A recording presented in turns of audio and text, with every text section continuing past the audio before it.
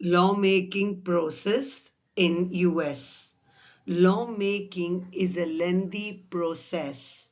A bill requires the approval of both the houses of Congress and the signature of the President. The bill goes through various stages before it becomes a law. The stages are as follows. Introduction of the bill. The first step in the legislative process is the introduction of a bill anytime the House is in session. Only a member of Congress can introduce the bill, but anyone can draft it. Generally, the congressional staff drafts legislation, but it is not uncommon to come from other sources like interest groups, lobbyists, a concerned citizen, or the executive branch.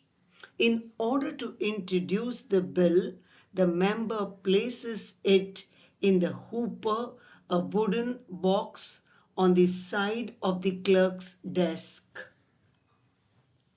Seeking support, the sponsoring legislator will seek out fellow lawmakers to co-sponsor legislation so that the bill enjoys a broad-based support. Sometimes lawmakers seek out members of the opposite party to co-sponsor their legislation. For example, in 2001, the Democrat Senator Ted Kennedy co-sponsored President George W. Bush's education reform bill. The bill referred to the committee. When a bill is introduced, the title of the bill is entered in the House Journal and printed in the Congressional Board.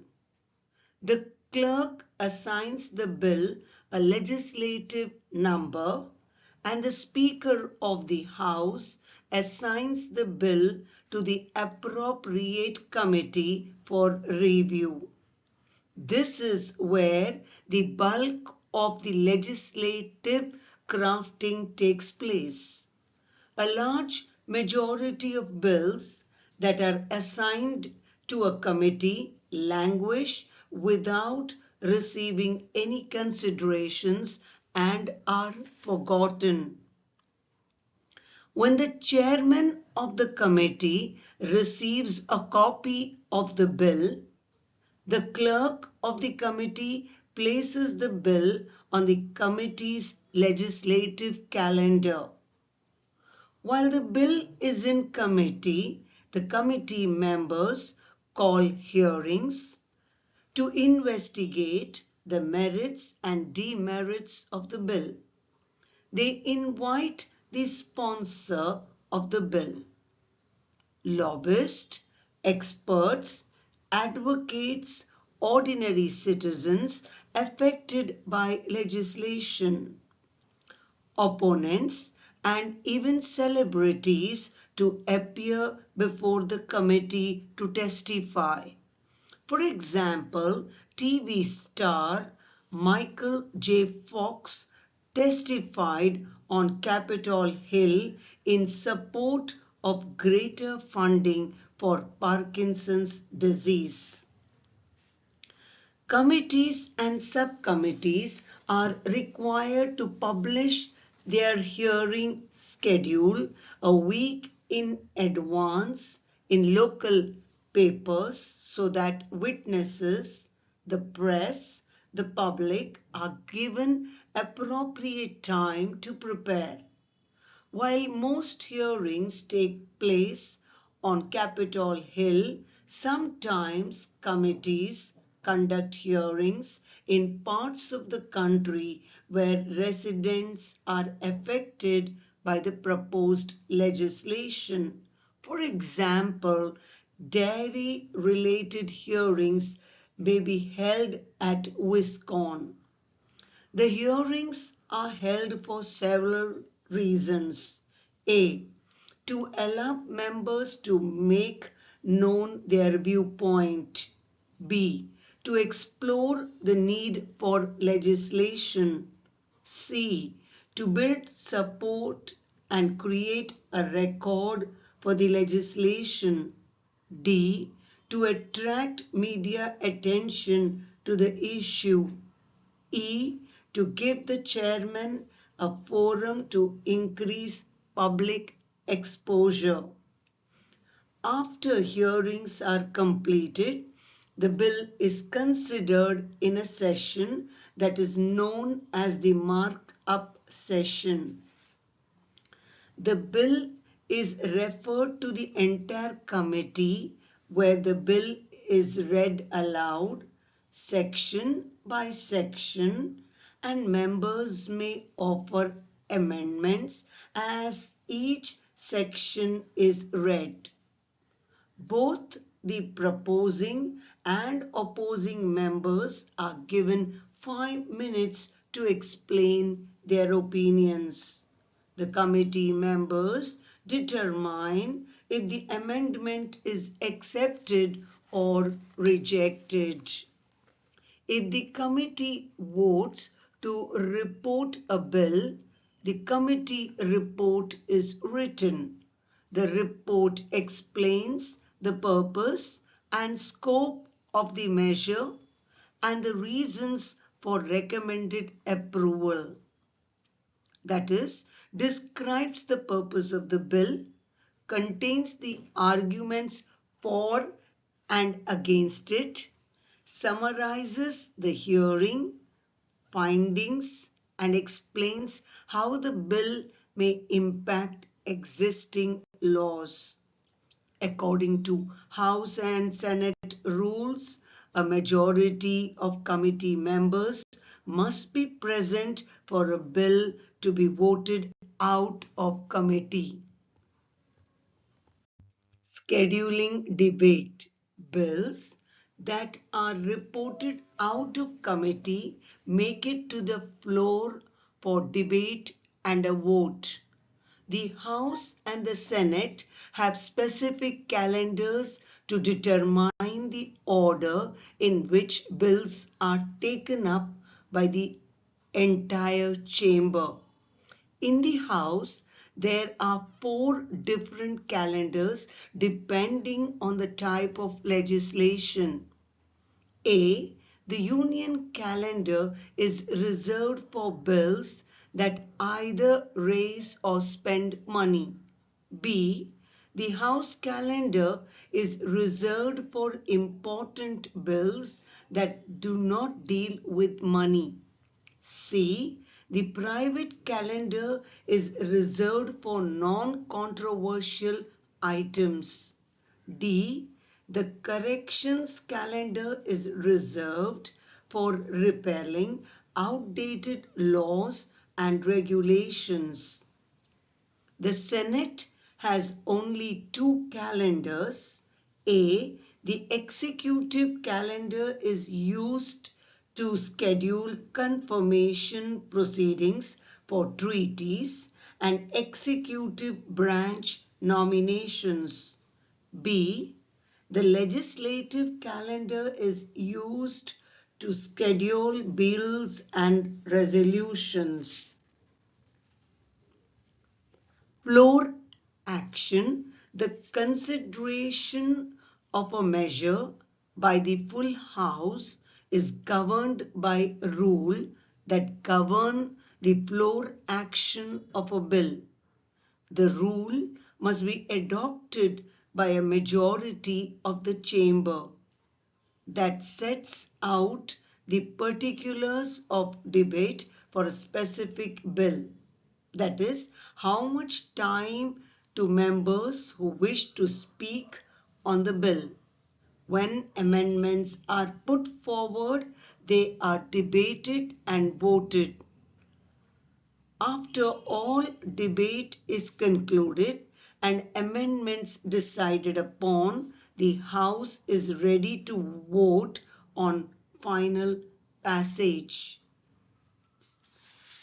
After a measure passes in the House, it goes to the Senate for consideration.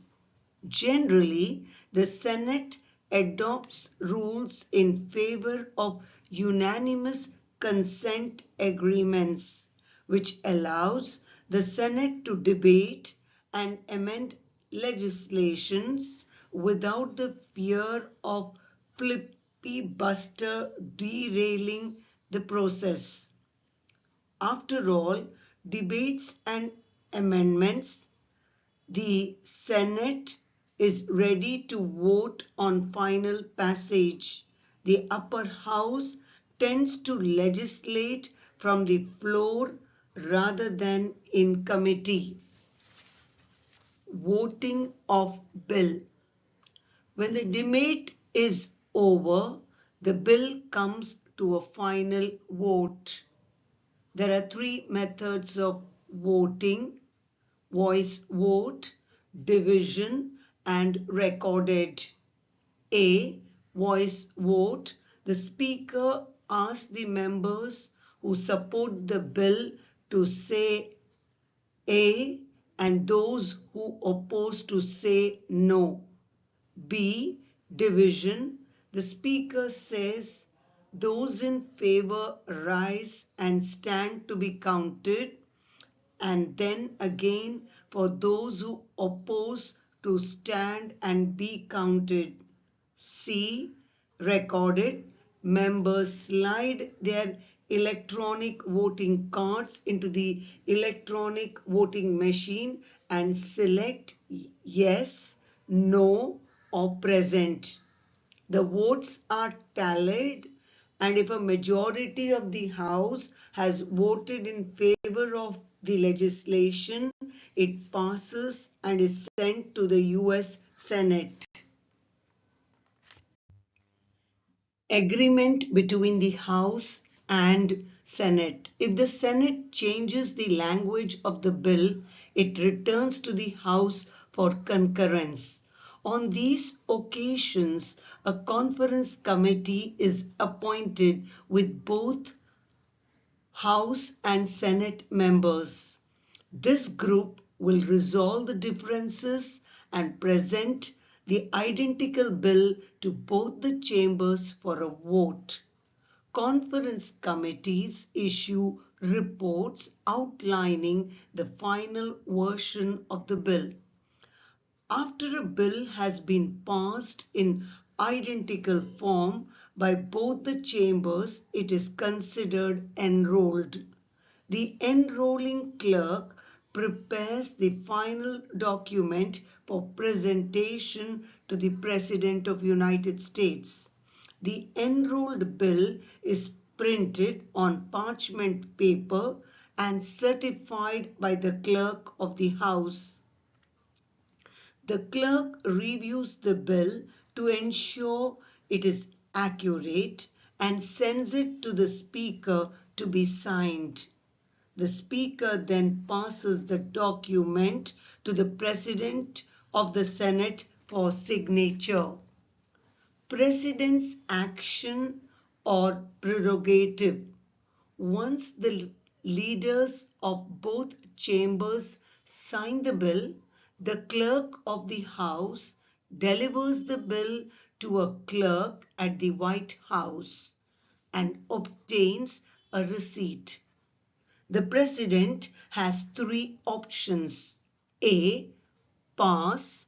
If the President approves the bill, he signs it and writes approved and the date. B. Veto. If the President does not approve the bill, he must return it to its chamber of origin with his objections within 10 days. For example, Bill Clinton in 1999 vetoed Taxpayer Refund and Relief Act. George W. Bush in 2006 vetoed Stem Cell Research Enhancement Act of 2000. C. Pocket veto. If the President receives the bill and does not sign or return it to Congress with objections within 10 days, excluding Sundays, it becomes a law as long as Congress remains in session. If Congress recesses before 10 days have passed, the bill dies. For example, President Bill Clinton used pocket veto in case of Foreign Relations Authorization Act 2000. George H. W. Bush used pocket veto in case of Energy and Water Development Appropriations Bill 1990. Back to Congress. If the President vetoes the bill, it is sent back to the House. The Speaker may send it back for further consideration or return the bill to the House floor for a vote. In order to override the President's veto, the bill will need to pass by two-thirds majority in both chambers of Congress.